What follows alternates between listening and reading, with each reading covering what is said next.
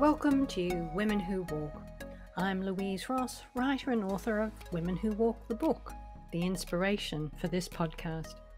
And just as I did for the book, here I'll be interviewing and unpacking the journeys of impressive, intrepid women who've made multiple international moves for work, for adventure, for love, for freedom, reminding us that women can do extraordinary things. You can find a transcript with pictures to each episode and my books on my website, louiseross.com.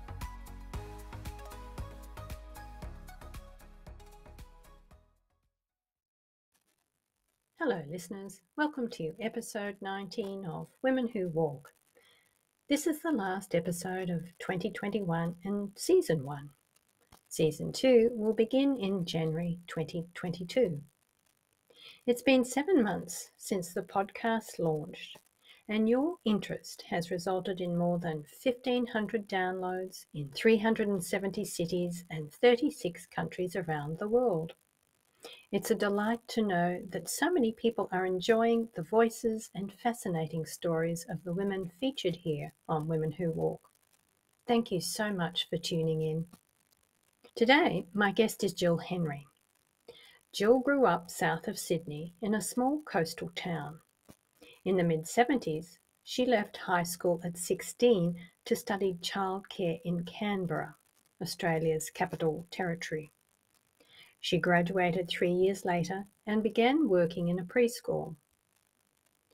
Wanting to have more of a positive impact on the lives of children in abusive situations, she set her sights on becoming an Australian federal police officer. In 1985, she officially joined the AFP, and after 17 weeks of training, she was sent to Sydney. However, over the next 15 years, her work involved general crime, drug seizures, fraud cases, everything but child protection. For a number of years, she applied for overseas peacekeeping roles, but to no avail. On the verge of resigning, she was offered a post in East Timor with the UN, and in 2000, she relocated to the former Portuguese colony, where she was an officer in the Vulnerable Persons Unit, dealing with crimes of sexual abuse, rape, child abuse, and incest. The 6-month posting in East Timor was a springboard to 7 more overseas postings, including Cyprus, the Solomon Islands, Jordan, where Jill trained Iraqi police recruits on human rights and crimes against people and property. This was followed by a posting to a remote Aboriginal community in Australia's Northern Territory and then Papua New Guinea. I met Jill in 2015 at a lunch at an Australian restaurant in Lisbon. She'd not long arrived in Portugal, having taken early retirement from the AFP. When she told me about the work she'd retired from, I found it difficult to match her stories with the very gentle, slow-speaking woman sitting next to me, whose straight blonde hair was, at the time, streaked purple and razor cut into a crazy fun geometric style. When I began this podcast earlier this year, Jill is someone I thought I'd like to interview. As we say in Australia, she's a quiet achiever, someone who diligently works behind the scenes for the greater good, but without broadcasting their accomplishments. I imagined that this interview would be a great opportunity for her to share some stories of the challenging and incredibly worthy work she's done on her various postings at home and abroad.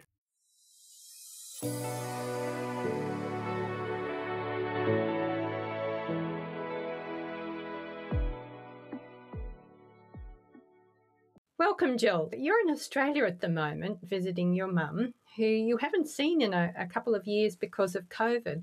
How are things there now? It's good. Last time I was here, there was a really bad bushfire.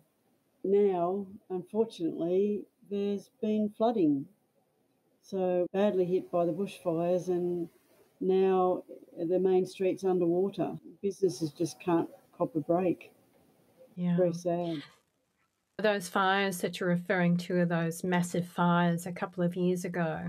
Yes, that's right. That's when I was here last over Christmas, and my mum and I were evacuated twice, and then I came back to Portugal and have been stuck because of COVID ever since. So this is the first chance I've had to come back.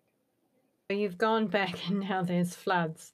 Yeah. And yet that's the nature of the climate in Australia. It's fires and floods. Isn't that part of one of our national songs, I think? A land of fire and flood.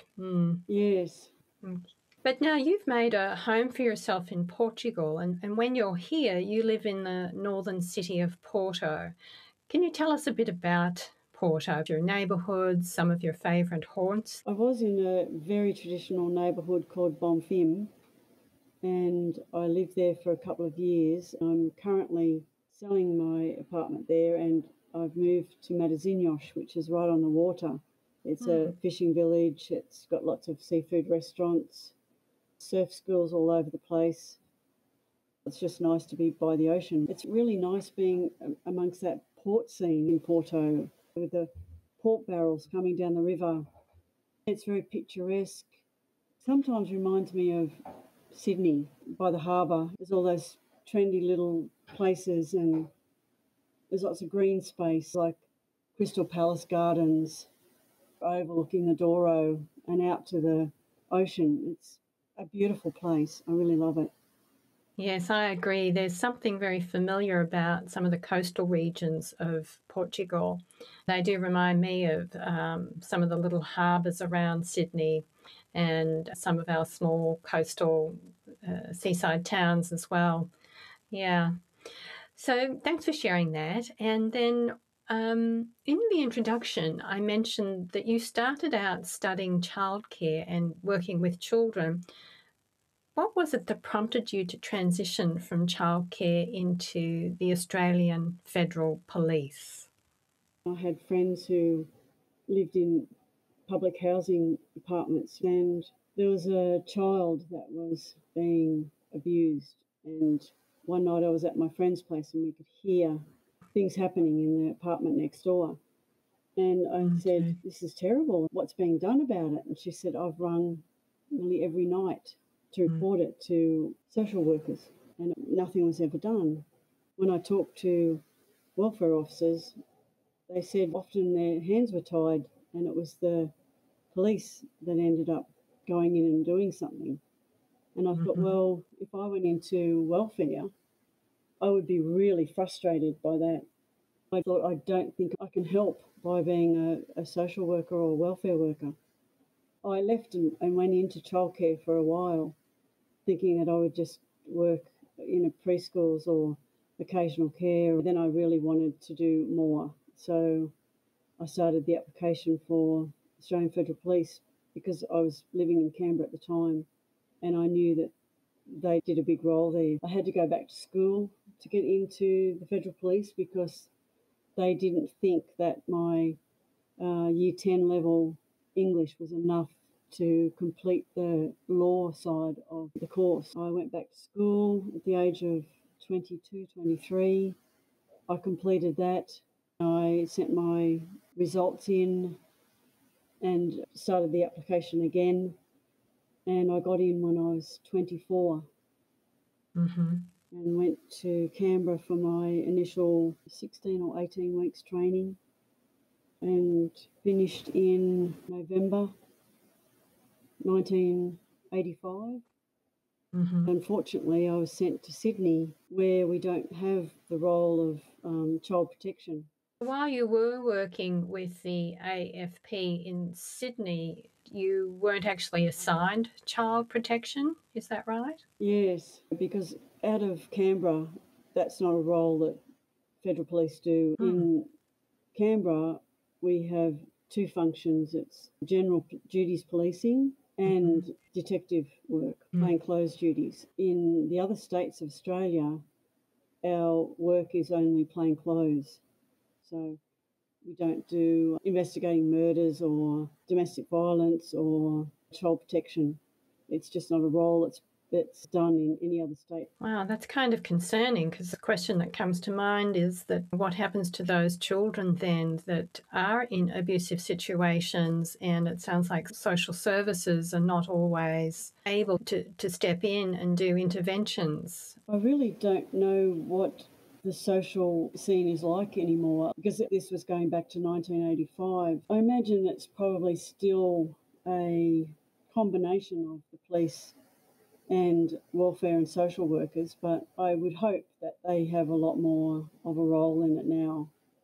It must have been kind of frustrating because you'd got into the police force in order to do this work, and then you ultimately weren't doing it. And so then you began applying for peacekeeping roles abroad. So what attracted you to that kind of work? I guess it was the same sort of thing. You really felt you're helping somebody. A lot of police work, you don't feel like you're helping. You're punishing somebody for doing something wrong to somebody else. Taking drugs off the street is a good thing, but you don't see the everyday effect that you have.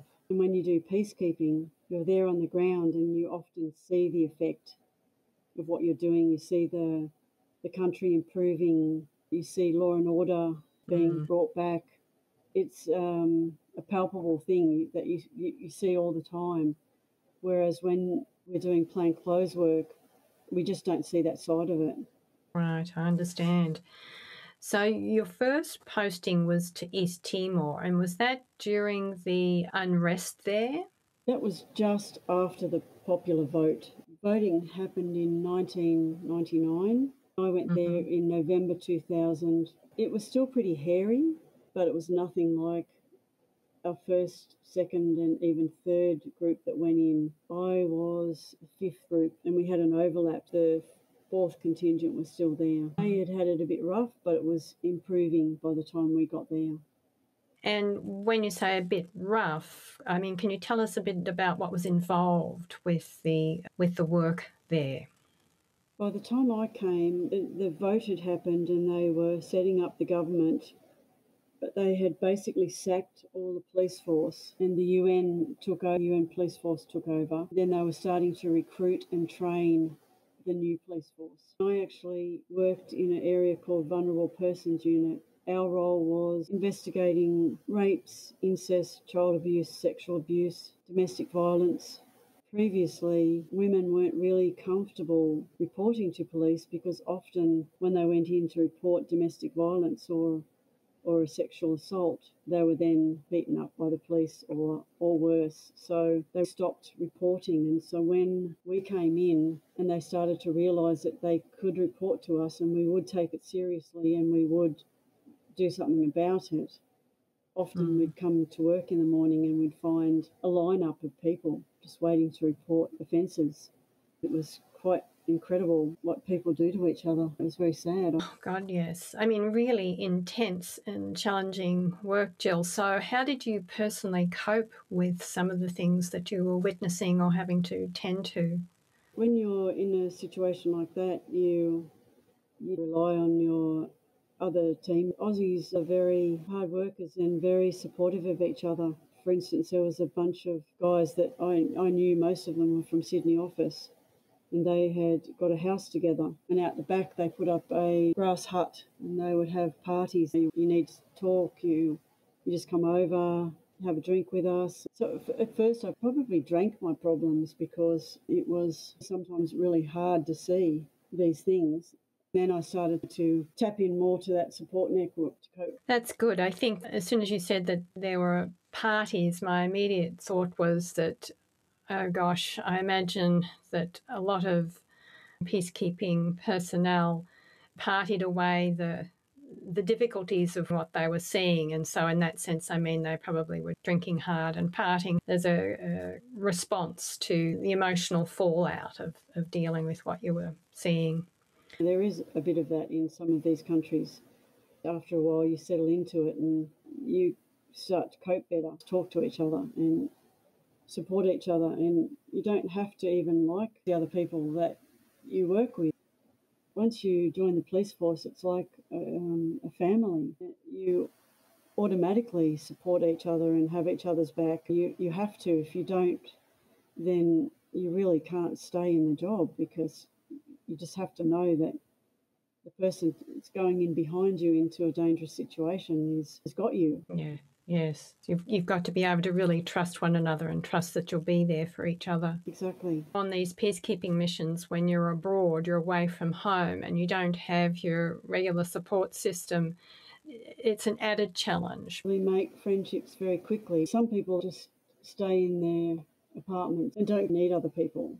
But then there's the others that seek each other out. And another thing about Timor, we had the army for a long time, and the army had organised nights at the camp that have special pizza nights or something. There's a lot of other organisations. For instance, in Cyprus, we had the British military, and they did a lot of events, and we were invited to all of them. So if you made the effort and went out and found out what was on, it made life much easier.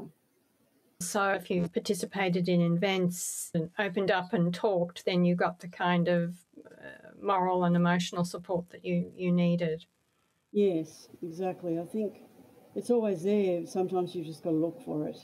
So you were in East Timor 6 months, and then you were posted, as you mentioned, to Cyprus, and then the Solomon Islands and Jordan, and then an Aboriginal community in Outback Australia, as well as Papua New Guinea.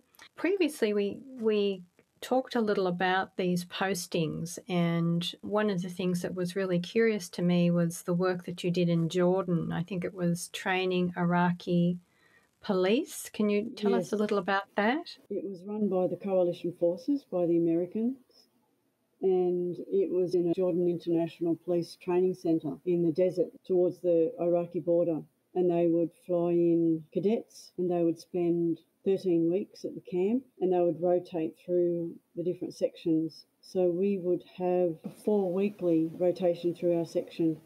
I taught human rights. That was a tough one, because they would say to us, it doesn't seem to make much sense that you're teaching us human rights when we're seeing people pulled off the street, killed in front of us, and our families kidnapped. The only thing I could really answer was that this may not change in your lifetime, may not even change in your children's lifetime, but hopefully it will change by your grandchildren's lifetime. And really all we can do is show you what a better world could look like.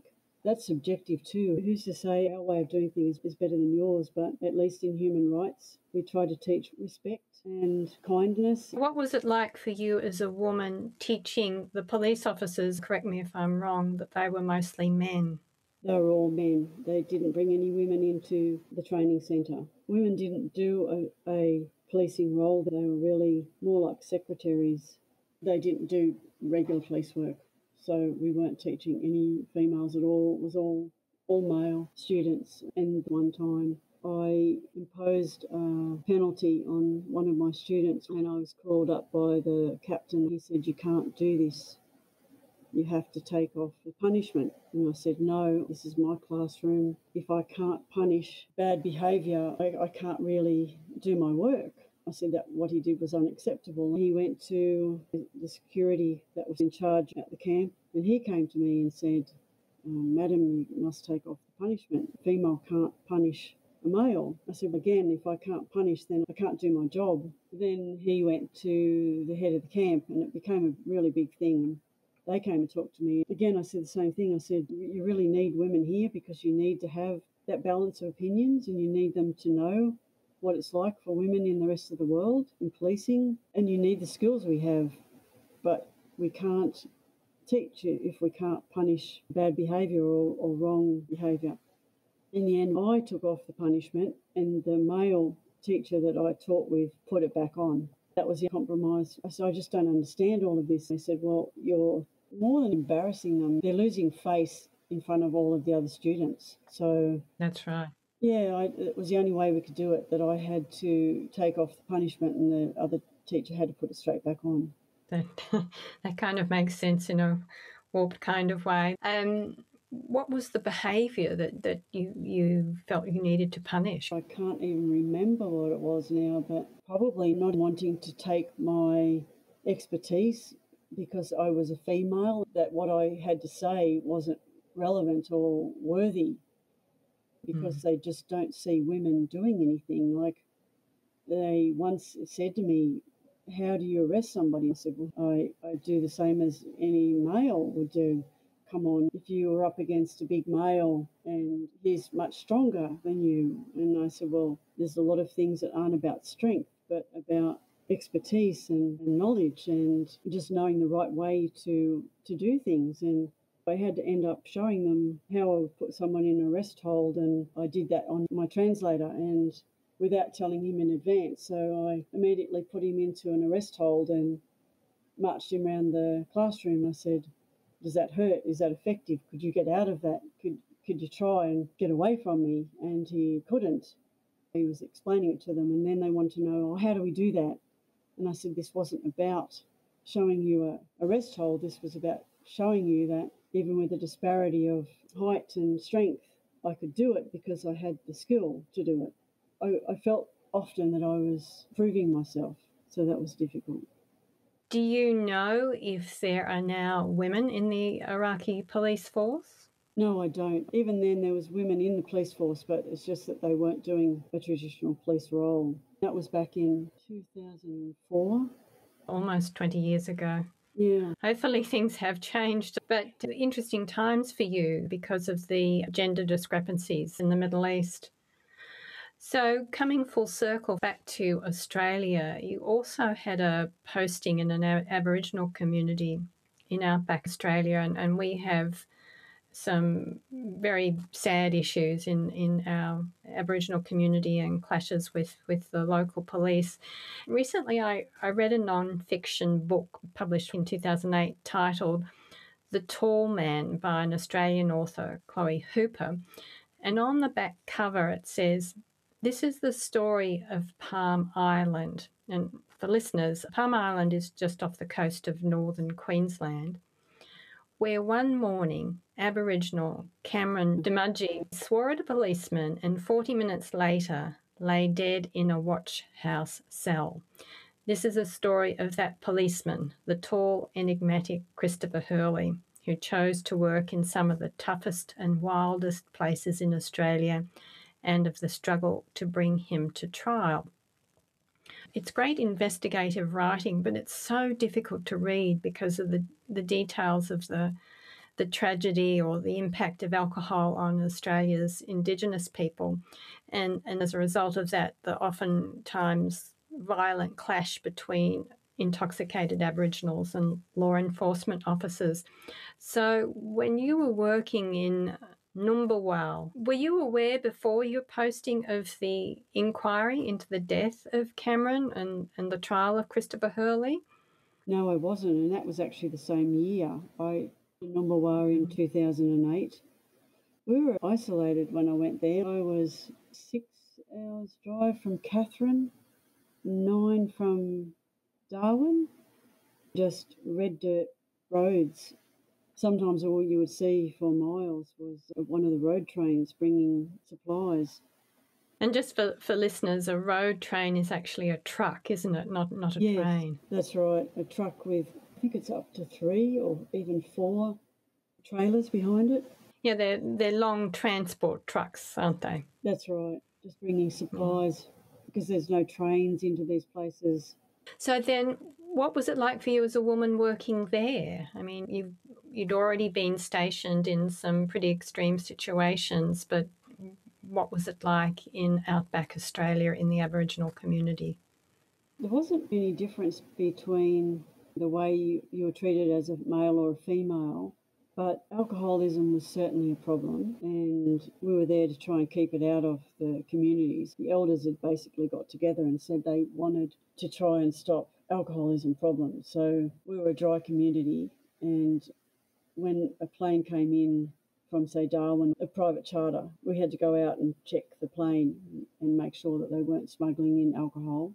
We had a alcohol-related problem one night where a family had got hold of a large bottle of Listerine mouthwash with alcohol in it, and they'd added Coca-Cola and drank the whole bottle. Oh, God. Yeah, son was 16, 2 adults. Were they poisoned? They were sick, not poisoned. The father and the son ran off into the bush, but the mother was caught and brought back to the station. I had to sit up all night, and every half hour I had to go and check on her, and I had to log it. and then it was every hour, and then it was every couple of hours, just to monitor that she was okay before we would let her go. We had a lot of instances of petrol sniffing. Wasn't so much going on when we were there, but the consequences, there was people that had fetal alcohol syndrome and adults that were pretty messed up. Yeah. That's actually what I understood when I read the book that I mentioned, The Tall Man. I think what really struck me is the level of potential brain damage as a result of the toxic consumption of alcohol in really raw forms, whether it was something like petrol or as you mentioned, this family that drank Listerine and so on. And it really is tragic. It's hard to imagine. What kind of resources do you have as a police officer to offer support to these communities? And is there hope? Can you give us a little sense of hope of a future where it's not so grim for Australia, Indigenous folk? There is support work there. They have a clinic set up and they have travelling specialists that come in by air. You have mental health services which you can ring. But we did have an episode where we had a person who had a problem. We thought it might have been a brain injury that was causing it. So we ended up getting the local clinic involved and they flew him out to one of the bigger hospitals for assessment. So we go to the local clinic and get that help when it was really needed. It seems a strange thing to do, but in my free time, I gave classes at the school in card making and scrapbooking. So the kids could see that the police aren't bad, they're just people, and we could have fun.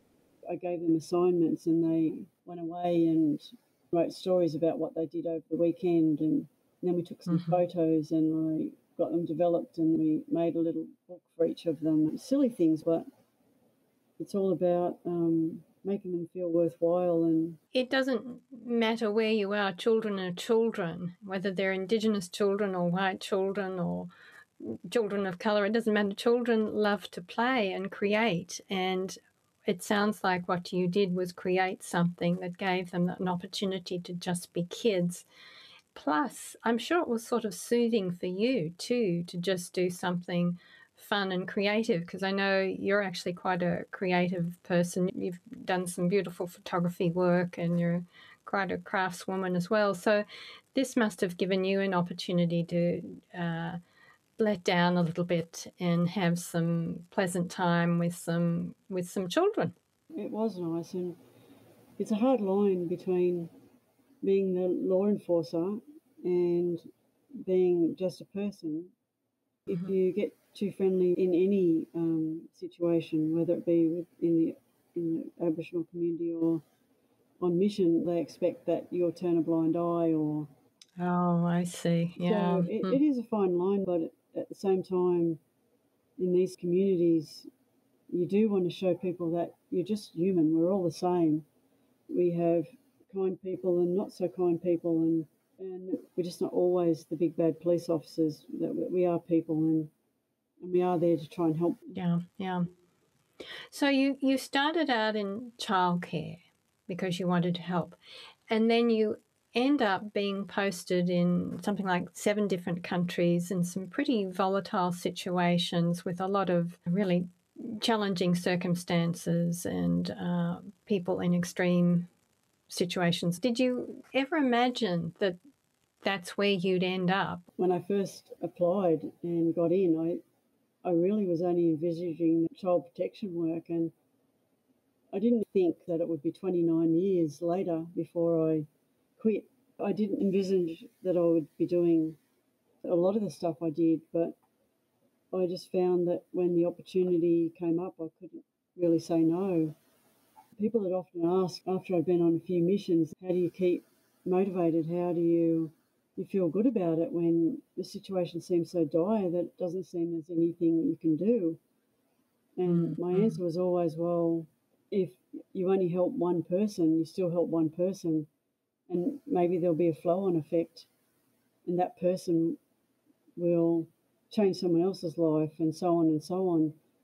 You really can't be too discouraged thinking that I haven't really done anything, because often you don't even know what you've done until years down the track when you might return, or when somebody else says, I was over in Timor and I met so-and-so and they knew you and they said because of you they were a police officer or a nurse. It was really hard being there, but I always just try to think, well, I'll just concentrate on helping one or two people and I feel still like I've done something. That makes sense. That really does. So 30 years in your role, you took early retirement and decided to relocate to Portugal. Why did you choose Portugal? I had worked with a lot of Portuguese in Timor, and I'd been to Portugal in 1998, and I never thought about moving there. And then I met a lot of Portuguese police officers, and they were telling me how beautiful their country was. And another Australian police officer who I worked with was going to get married to a Portuguese police officer she'd met on mission, and sold me on the thought of going to Portugal and running a guest house with her. And a few years after that, the job offered voluntary redundancies, and I put my hat in the ring, not thinking I would get it, and I did. And so I thought, well, okay, it's telling me something. Maybe it's time now I went to Portugal and see if I can make that my home. Unfortunately, my friend is still working in federal police, so running a guest house, that didn't work out, but I thought there was a reason for me to get out, and so I just enjoy this magical country. I don't have regrets about leaving the job or Australia. It's good to know that you don't have any regrets. I'm sure that life feels way more relaxed and less stressful these days too, with your home in Porto. So thanks so much, Jill, for sharing your journey, mission to mission and country to country. If listeners would like to connect with you, where can they find you online? On Facebook. Okay. On Facebook, I'm Jill Henry. Okay, so I will put that in the transcript to this episode, that if listeners would like to reach out, perhaps they have questions about the work you did or questions even about living in Porto, they can message you on Facebook at Jill Henry. Great to catch up with you, and enjoy the Christmas season in Australia. Thank you very much. Thank you for listening today, and so you don't miss future episodes with more impressive, intrepid women, do subscribe on your favourite podcast provider or on my YouTube channel, Women Who Walk Podcast. And if you enjoyed this episode, please rate and review Women Who Walk on either Apple or Podchaser. I've linked to them both in the transcript of this episode on my website, louiseross.com.